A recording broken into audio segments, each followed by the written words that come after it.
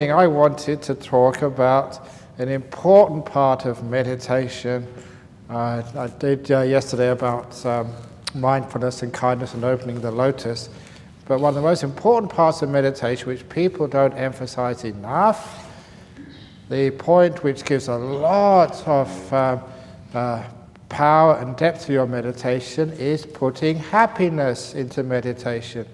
Looking at the joy which comes up in a meditation retreat, not as just something extra, but something essential to the path of meditation. So often when I read the Buddha talk about meditation, he kept on talking about the happiness, what the Pali term piti sukha, and how to arouse that piti sukha, to develop it and follow it, because it empowers your meditation. And I mentioned yesterday or the day before the story of King Pasenadi in the time of the Buddha visiting one of the great monasteries, the Jetavana monastery, noticing how all the monks in that monastery were happy and smiling. To which the Buddha said, yes, that's what happens, that's what you can expect when people are meditating correctly. And that's a powerful thing to notice, that the Buddha was saying that this is a sign that you're meditating correctly. But it's also very reassuring for me, because you only look at me, and I have to look at each one of you. And sometimes after meditation I open my eyes and I close them straight away, because it's not worth looking at. Oh, miserable. But now you look very nice. So it's good to develop happiness in the meditation at all different levels. Again, that is why I do tell jokes. That's why I do make things alive and funny, just like Ajahn used to do. And because of that, he had some great meditators as his disciples. So you have to develop some happiness in your meditation. So number one, don't get bored. You know what it is when we get bored? We always sit on the same place in the room. We always walk on the same mat. We always sit in the same chair. Change it around. Sit somewhere else when you're meditating. You know, for those sitting over here, you try sitting over there. For those sitting over there, you try sitting over here. Those in the back can try sitting on the front. And I'll go and sit over there. So mess around. Because when you're messing around, when you are playful, playfulness actually engages you with things. Playfulness means that whether you're watching the body, whether you're watching the breath, whatever you're watching, it tends to engage you with the object and also bring a lot of happiness. I was told as a school teacher that whatever you're doing, if you're teaching like mathematics, which is supposed to be very boring, just make it fun. Make it a game. And the kids will really engage with you because it's play, it's not real work. And that idea of engaging with the meditation, having fun with it, means it's so easy to keep your attention on the meditation rather than thinking or worrying or falling asleep. So we try and make it a little bit playful when we're doing the meditation. So how many have followed my advice, and when you've been doing walking meditation, do the kangaroo walking? If you're tired, if you're depressed, if nothing is working, you're frustrated, try it. Make a fool of yourself and make everybody else happy. Because what it actually does, it means you do really come into the moment. You really do stop thinking. All those worries of the past and plans for the future, which is one of the biggest obstacles in meditation, they all disappear when you see someone jumping up and down like some crazy person. What it does, engages. That's how we get into the meditation, so we don't wander around. It stops the restless mind. We're enjoying what we're doing. So when you get the sense of playfulness with the meditation, you find that the whole attitude changes. Meditation is not the same as going to the dentist. I don't know if there's any dentists here, but still people don't like going to the dentist. It's not something you look forward to. You wake up in the morning, woohoo, I'm going to the dentist today, yes.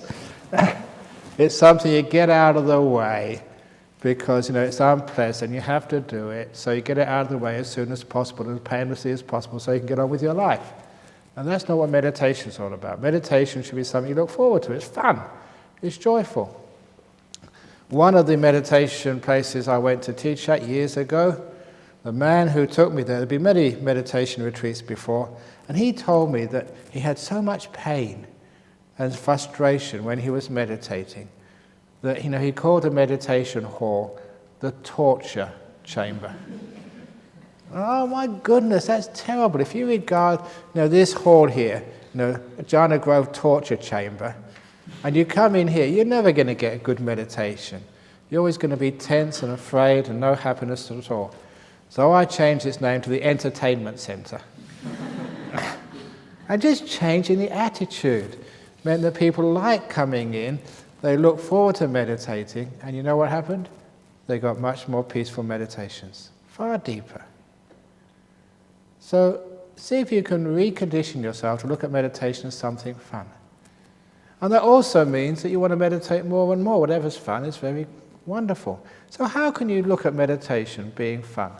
Number one, look at all the things that you don't have to do today. You don't have to go to work. You don't have to drive through that busy traffic in Singapore or Penang. You don't have, to go to work and just cover all these emails and all these worries and all the office politics. You don't have to have these bosses shouting at you all day. You don't have to come home really tired and late and have to rush to get something to eat before you go to sleep at night. You're free of all of that. Isn't that wonderful? The thing is, we've got to deliberately remember what we're free of.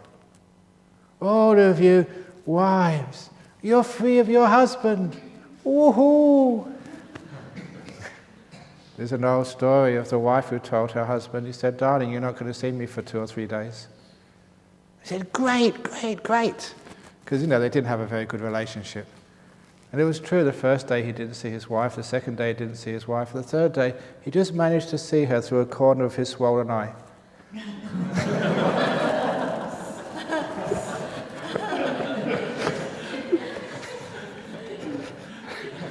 You're not going to see me for 2 days. Bang, bang, bang.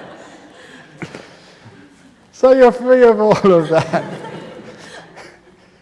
So which means that you remember all the trouble and also all the negativity of life. You know how negative life is? Nothing is good enough. You're never good enough. You have to work hard and your work is never good enough. Your money is never enough. Your health is never good enough. Whatever you do is never good enough. But here, everything is good enough. Even when it's freezing cold, it's good enough. And I make jokes about it. You can see the positive attitude which we have in this retreat center. And so when you hear, you remember you're free of all the negativity. Now that by itself is enough to make you happy. And you take that attitude into what you do when you close your eyes. Isn't it great? I'm free of having to do any work. And I'm free of having to prove myself. You know what it's like in work. You always have to achieve. You've got sales targets or some other targets which you have to almost kill yourself to achieve. And what's the target here? 0. No target at all. Even if you sleep all the days of this retreat, and even if you just go in your room and watch and download videos on your little machines, which you can do all sorts of things with, and you come to me and said, I've done nothing all retreat, just play around, break my precepts and do everything else. You know what I'll tell you? I'll say, very good. I always say very good. I know the word very good in many languages. Yeah, I know it's It's Bahoma Hondai in Sri Lankan, and Adimak, Bagus. I know it in many languages, but I don't know the word for very bad. I don't know that word. I've deliberately not learnt it. And that way, it's because you create a positive mind. And that positive mind creates happiness. And that happiness, if you create that at the beginning of your meditation, it gives you the oomph, the power to get deep. So when you sit down, don't go thinking, oh God, another meditation. You're only sitting here because you've got nothing else to do. You know, you've slept, you've had cups of tea, you've had your lunch, and you don't know, what the hell am I going to do now? I suppose I better meditate. Oh God, here we go. How many hours is it to lunch? Now, if that's how you start your meditation, with no happiness at all, what's going to occur in the meditation? You get nowhere. You start with negativity and you just suffer all the time. So when you sit down, see if you can put a positive happiness in the mind. When you start saying, this is amazing, I don't have to achieve anything. At last, one place I'm free. No one is going to give me a report card after this retreat. I'm not going to be given, we're not going to award medals for the best meditator. Nor are we going to award wooden spoons for the very worst. So that you've got nothing to prove, there's no pressure on you. Isn't that wonderful? So you just sit here just to be, with no place to go, nothing to achieve, nothing to win. At last you can have a real sense of freedom. Appreciate that. And recognize the happiness of that. At last you can just be you. And no one is going to criticize you, judge you, or anything at all. That's so wonderful to be free. So wonderful to have no work to do. Just to have the rest of these days just to hang out. That's why in the West we call it chilling out. And so many people chill out at this retreat center. It's one of the reasons why it's so cold.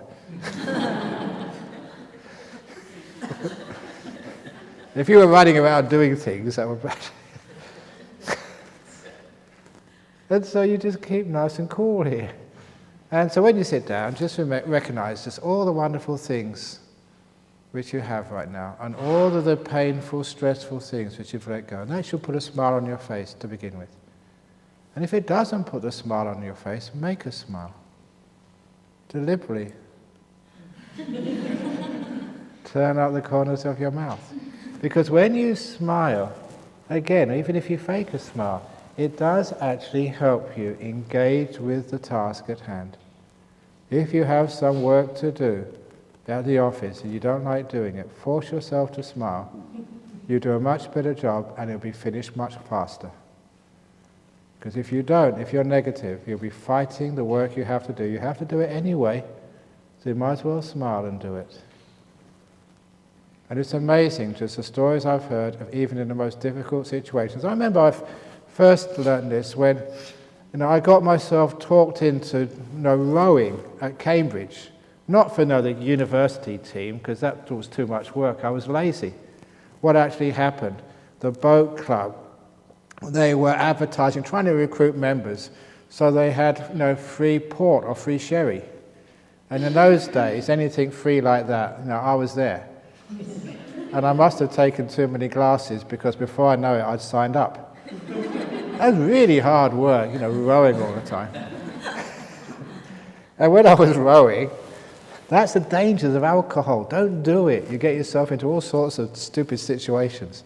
And anyway, there I was rowing on one race, and it was really hard work. But maybe just this one incident, was worth all that sort of training and hard work. Because the coach who was on the footpath shouted at me and said, you are making a very ugly face. Smile. And I was open enough then just to try these things. And when I smiled, I realized the oar was much easier to pull, and it didn't hurt so much. That was the first time I realized that. And of course, we all know that in psychology. Whatever you have to do, if you grimace and you think it's hard, it hurts more. If you do a smile, it hurts much less. Just like one of the stories in Opening the Door of Your Heart, first year in northeast Thailand. When we went from one monastery to another monastery, it was in the back of one of these pickup trucks. They call them utes in Australia. You know, they just have a cab in the front for about 2 or 3 people to sit and a big tray in the back. And in the back of the tray, you see this in Singapore, but because it was in Thailand, they had a metal frame over the back, over which they stretched a canvas to protect you from rain and dust. And of course, the senior monks, they were up in the front, but monks like me, we were at the back. And these weren't like roads in Penang or Singapore. These were dirt roads with big potholes in them. And that didn't stop the driver driving fast. And as soon as that truck hit one of those holes, the truck went down and I went up. And you cracked your head on that metal frame. And my goodness, that really hurt. And I tell people it's all right for you because you've got padding. I've got no protection on my head. And also, you know, being a Westerner, I was actually taller than the Thais, so I hurt my head more often. But what really was strange was every now and again you hit a very deep pothole, and even the Thai monks, they also hit their head on the metal. But did they complain? Did they swear like I did? No, they laughed. They laughed when they hit their head and were experiencing pain. And I couldn't understand that. And of course, being a scientist, being rational from the West, I started thinking, how come these monks, when they're hitting their head, laugh? And my first hypothesis was these monks have probably hit their head so many times they're brain damaged. That's the only reason why they laugh. They're crazy. And then I realized I knew these monks, they weren't brain damaged. So I tried my second hypothesis. It was an experiment. I decided the next time I hit my head, I was going to laugh instead of complain. And I tried that. It took a lot of willpower. I hit my head and I laughed. You know what I found out? It hurts much less if you laugh when you hit your head. It does. If you don't believe me, get the person sitting next to you to hear you. So that degree of laughter, you know, it took away a lot of the pain. It gave you a more positive mind. And so at the very beginning of the meditation, even if you smile, it actually gets you in the mood. And it makes, just like pulling that oar was much easier to do when I smiled, meditating is much easier to do also when you smile.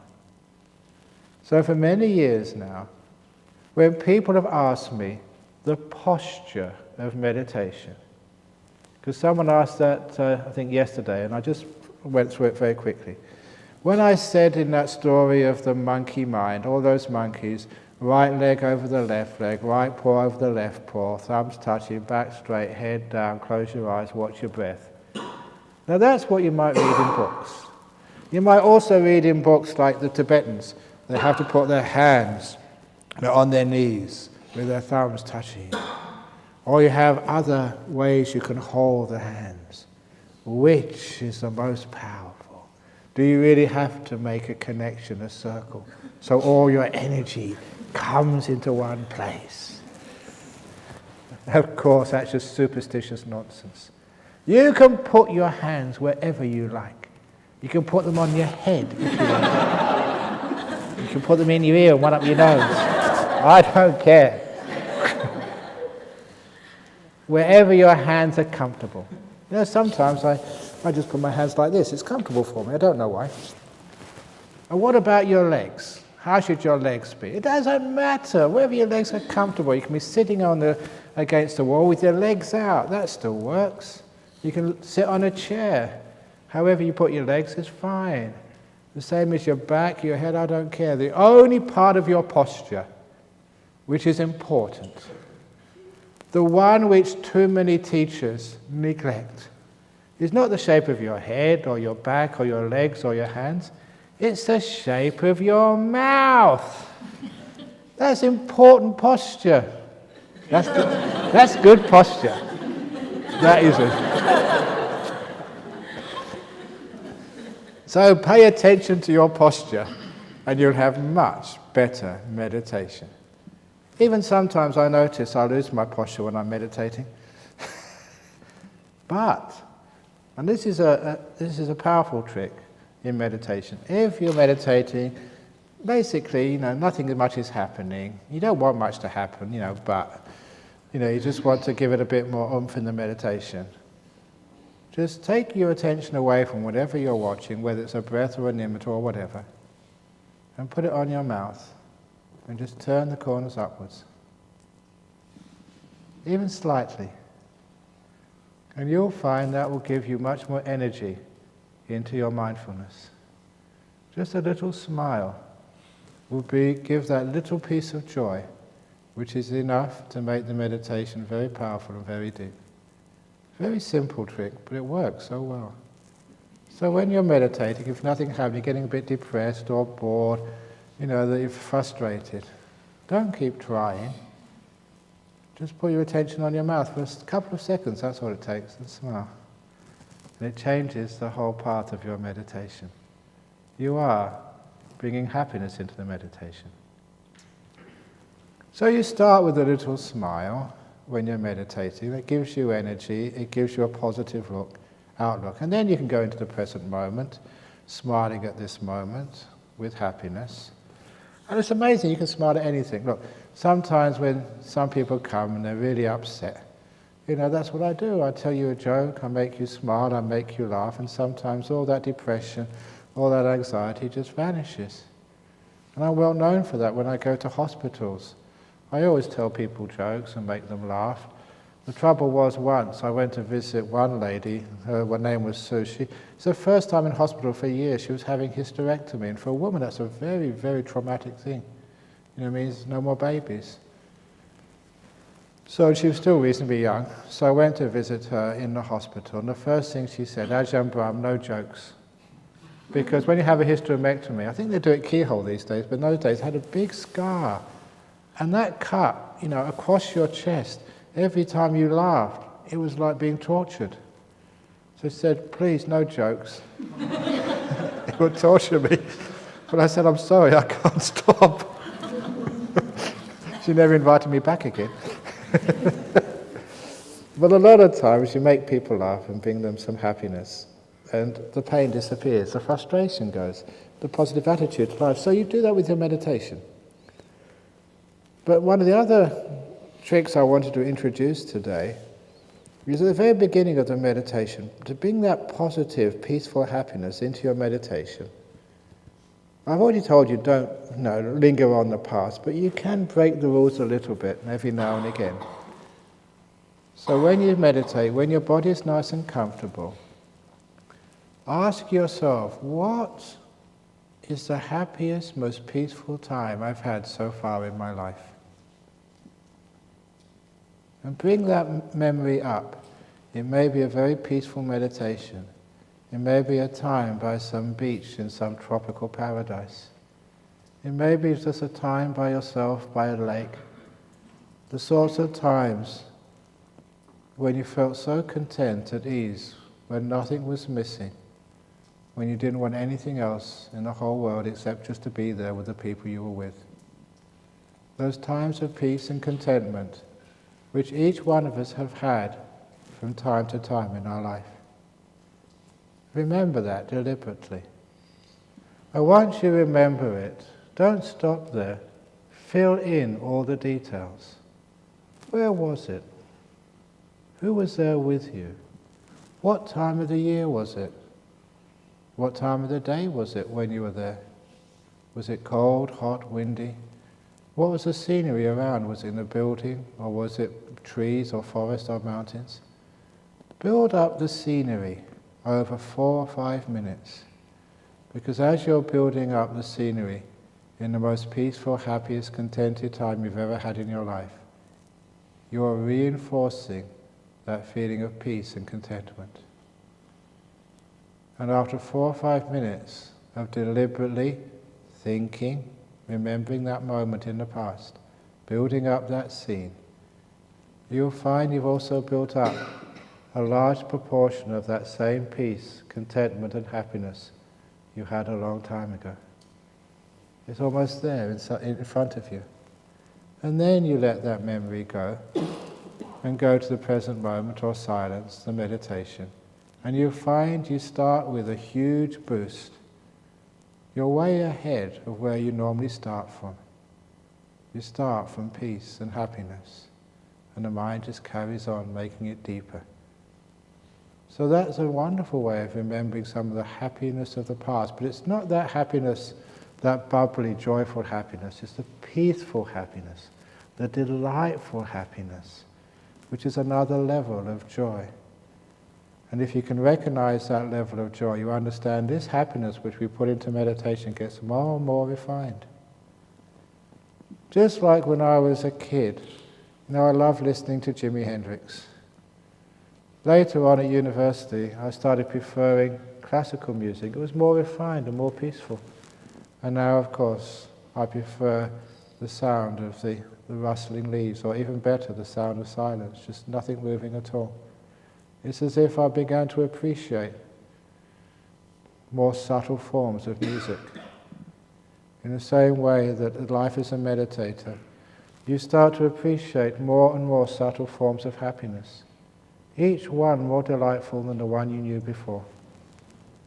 So just being here, being content, just happy to be here, is such a wonderful form of happiness. That's why I said this, I think, the first day. It's one of my favorite sayings. It's when you want something more, you cannot enjoy what you already have. It's a brilliant saying, which sums up the Buddha's Four Noble Truths in just one line. When you want something more, you can't enjoy this moment. You're always busy looking to change it or to get further. And it's important to learn how to enjoy this moment. And the only way you can do that is by being content, not wanting anything more. This is good enough for me. That is a happiness of contentment. Understand that, realize that, and my goodness, it grows into something very, very strong and wonderful and so fulfilling. That is important in this meditation. It is that happiness which, when it comes in meditation, when you're just happy sitting here, just watching the breath. Who cares about nimittas, jhanas, enlightenment? I'm just happy being here. Marvelous. Don't want the jhanas, don't want to be enlightened, because then you can't enjoy the peace you're experiencing right now. Enjoy this moment. Have fun. And then you find this moment stays, and all these other stages of meditation, they come in due course, naturally. It is also, you've heard me say so many times, that try not to put too much effort into the meditation. Stop trying and striving, because when you strive, you just get tense, and when you tense, you suffer. That's called Second Noble Truth meditation. So how can you be still without striving? If you don't strive, the mind runs all over the place. If you don't struggle, you have all these thoughts coming up in the mind, you get nowhere. It's not through striving that the mind becomes still. It's through happiness. You're having such a good time, the mind doesn't want to move. You don't force it. It happens by itself. What that actually is the same as a story which I like quoting from the old Chinese art of war, where one general in the imperial army had perfect discipline, the best discipline of all the regiments, and the emperor summoned him to court. He wanted to know what the secret of discipline is. You sometimes are managers in business, some of you are parents. How do you discipline your children? How do you discipline your workers? How do me as a monk discipline you guys? Or discipline my monks? And the way is very easy. This general had perfect discipline. The emperor said, how do you achieve that? How do you always get your soldiers to do what you want to do? He said, because I only ever tell them to do what they want to do. That's why they always follow my orders. Only tell them what they want to do, then they follow orders. And the explanation is, well, how does a soldier want to get up early in the morning? How does a soldier want to train really hard? How can a soldier want to go into battle, knowing they would probably be injured or even killed? And of course the solution is motivation. That general was a great motivator. He motivated his soldiers so they actually wanted to get up early in the morning. They just couldn't wait for the bell to go. Yeah, another day at Jhana Grove Meditation Center. You wake up in the morning, wow, this is amazing. You just want to get up early in the morning. Not because you have to, because I've already motivated you that this is a wonderful thing to do. So you get happy getting up in the morning. You motivate a person to want to spend hours sitting on your bum making it sore. How do you do that? You motivate people to get out and train. And through some sort of patriotism or whatever, this general motivated his soldiers to want to go into battle. So actually they were happy to do so. And it's that happiness which is the great motivator. If you create happiness in the people you work with, in your family, washing the dishes becomes play, becomes fun. It's a happy thing to do. Getting up early to cook the breakfast is a great joy. It's happy to do it. It's not a chore you have to get out of the way, like going to the dentist. It is a happy thing to do. And then that means you don't have to tell anybody. Everybody wants to do it. And that's exactly what happens with a meditation. You don't have to force the mind to watch the breath. It enjoys watching the breath. It's having fun. So I can't stop my mind from watching the breath. Sometimes I'm supposed to be working on the computer. What the hell, I'm going to do some meditation. Because you enjoy it. And once that joy comes into the meditation, the joy, the happiness is what sticks your attention onto the object. Sometimes, we all know that mindfulness is important, but how are you mindful? How can you be mindful of your breath? Okay, come on, be mindful. Be mindful, Ajahn Brahm. I'll tell you, I'm going to hit you if you don't be... No, that's not how you become mindful. If you put joy between you and the object, it's very easy to be mindful. You just like what you're doing. Therefore you're there. You don't run away. Which is one of the reasons why when you're meditating, thoughts come into your mind. You know why they come into your mind? Because you're not happy enough. If you're really happy, like you were watching a great movie or listening to great music, do you think when you're listening to music? If you've ever been to a concert, have you ever turned around and said, this is really great music? Of course not, because when you're saying that, you're missing the music. When you go around do you ever take notes in a movie?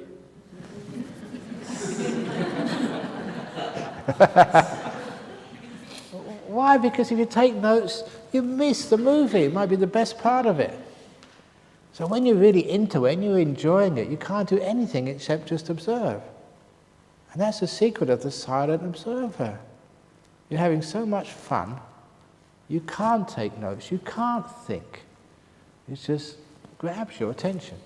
So that joy is an important part of the meditation. It's what keeps you still. And the joy gets more and more and more. Now I'm coming to the next part of this joy. First of all, you basically fake it. You make yourself smile. Do a positive attitude. Remember the most peaceful memories so far. But soon that joy becomes natural. And this is where the insight which I got years ago, and then found it. Yeah, the Buddha did say that, but you have to know what the Pali is to notice it. The two parts to the human mind. The two parts of the human mind are the active mind, which thinks, which reacts, which punches things on its whatever. This is the active mind. It does things, it reacts, it thinks. I call that the doer, D-O-E-R. And the other part of your mind is the knower. This is just mindfulness. It just receives information. That's all it does. The knower and the doer. Now once you see your mind in that framework, you will begin to notice that most of your mind is taken up by the doer. You're always thinking, planning, working things out, managing things, reacting to things. You do so much in your mind, there's hardly any space left just to know. Because of that, all the energy of your mind goes into doing. There's hardly any left at all for knowing, which is why people are so dull. But in this type of meditation where you let things go, you don't react, you don't do anything, you just make peace, be kind, be gentle. This is such a passive way of meditating that what you're really at, or what you're really up to, is suppressing this doer. You are restraining the active part of your mind which controls, which reacts, which drives, which plans, which thinks, which does. So you do nothing. And what happens next is all your mental energy, which would usually go into doing things, is now free to go into mindfulness, to go into knowing. You're either doing or you're knowing. When you suppress the doer, the energy goes into the knowing, and the knower starts to become energized. Instead of being a flat battery, it now starts to have some power. And you experience that by you feel you're waking up, like you're more aware. The food tastes more delicious. As many people have said during the interview times, the sounds become amplified. Even someone banging the door is just really loud when you're mindful. Sometimes your skin feels like there's ants crawling all over it. It's the same feeling you have right now, but it's magnified because your mindfulness is really strong. The lights in your mind are being turned up so you can literally experience more. That's what happens when your mind becomes energized. The mindfulness becomes stronger and more powerful. And with that extra mental energy, you also feel happier. High mindfulness is always associated with high happiness. That's what I never really experienced at first. But I never understood at first. But after a while, you join the dots. Every time I was highly mindful, I was very happy. Every time I was dull, I was miserable. And so when you become more still through this method of meditation, your mindfulness gets very strong, and you also get very happy. You can laugh at anything when you've got strong mindfulness. Even my bad jokes, people laugh at when that's why I keep the very bad ones to the end of the retreat. If I did it at the beginning, you wouldn't laugh. But afterwards, you've got such strong mindfulness, you're so happy, it's easy to laugh at anything. Do you want to? This is a very bad joke. I'll try you out, see how good your mindfulness is. There were two people, they were standing on top of a cliff.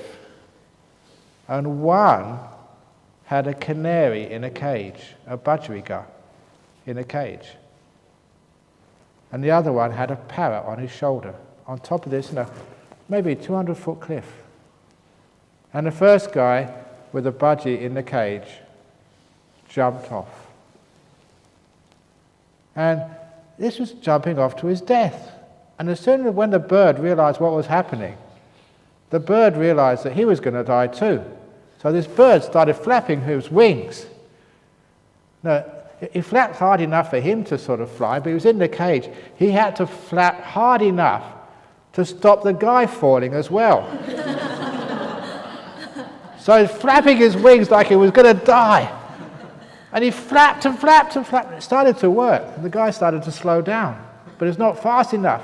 So that bird flapped, flapped, flapped.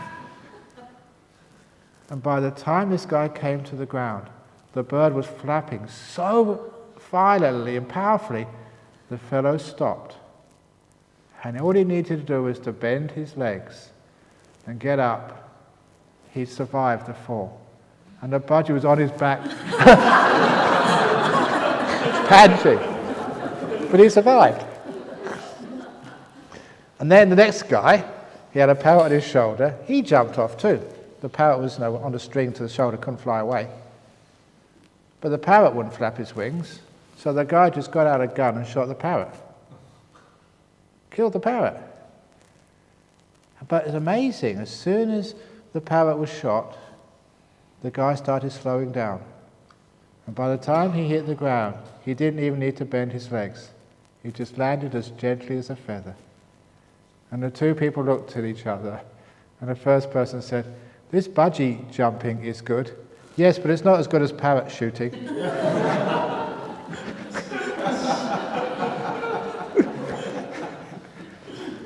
Some of your mindfulness is good. That's one of the worst jokes. Parrot shooting and bungee jumping. Anyway, back to happiness again. So it comes naturally in your meditation. As you get deeper, you get happy. And sometimes, some of you already experienced, you get really blissed out. Sometimes you're sitting here and it's just amazing how much happiness there is there. Because you're becoming more and more still, more and more energy is going into the mind, and that energy creates enormous happiness. What to do? Enjoy it to the max. Because the Buddha said, and I could get it out for you, sometimes I do get these quotes out just to show that yes, this is what the Buddha said. This was in the Pasadika Sutta, where the Buddha was telling somebody, I think Kumarakasa person, if other people said, "You Buddhist monks meditating like that, you're just into happiness." And he said, you should tell the other people, yes, we are into happiness, we Buddhists. Isn't that a wonderful thing, a religion of happiness, instead of a religion of you sinner, you're going to go to hell. Yes, you Buddhists are into happiness. He said, yes, there we are. And said, you'll get attached to that happiness. He said, yes, we will. And then to tell them the 4 results and consequences of being attached to the happiness of meditation. This is straight from the mouth of the Buddha in the Pasadika Sutta.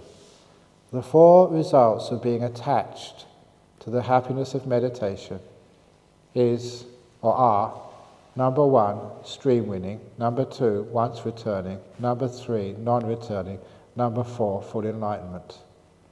That is what will happen, according to the Buddha, if you start indulging in the happiness of meditation. That's what we're supposed to be doing. So there's no negative consequences to indulging in the happiness of meditation. The other happiness is, sex and money and movies, there's consequences there. But the lovely consequences of the happiness of meditation is just enlightenment. That's the word of the Buddha. It's a wonderful thing to know, because sometimes you get happy in meditation, you think there must be something wrong. I'm enjoying myself. This is supposed to be religion. You're not supposed to enjoy yourself in religion. Maybe when you get to heaven afterwards, but not now. No, in this part is happiness all the way. In fact, the closer you get to enlightenment, the more happiness you get. That's why they call enlightenment Nibbanang Paramang Sukhang. Nibbana, the ultimate happiness. So the closer you get, the more happy you become. That's why you can tell a person's attainment by their smile. Stream winner, once returner, non returner.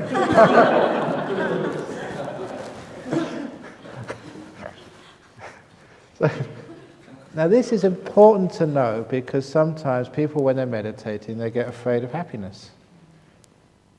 There's something inside of us, more so in Westerners, that sometimes we think we shouldn't be happy. There's so much suffering in the world, why should I be happy? But think about it, if you're miserable, do you add to the happiness of the world? You're just one more miserable person making another miserable person. There's enough miserable people in this world. Just watch the TV, watch politics. We know some happy people in the world. So being happy is a great benefit and gift to other people. And number two, it's a great benefit and gift to yourself. So don't be afraid of it. When it comes, it's meant to happen. This is what is supposed to happen. You're doing it right. You're going in the right direction. Well done. Carry on. And the bliss becomes very strong. And the next thing I should tell you about the happiness in meditation, that sometimes it becomes so powerful you will get afraid.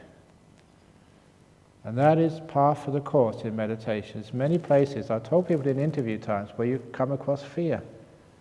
Sometimes you think it's too much for you. You can't literally take so much happiness. And I remember that in my own experience as a meditator. And this is absolutely accurate. Sometimes the bliss was so strong I thought no human being can take so much pleasure.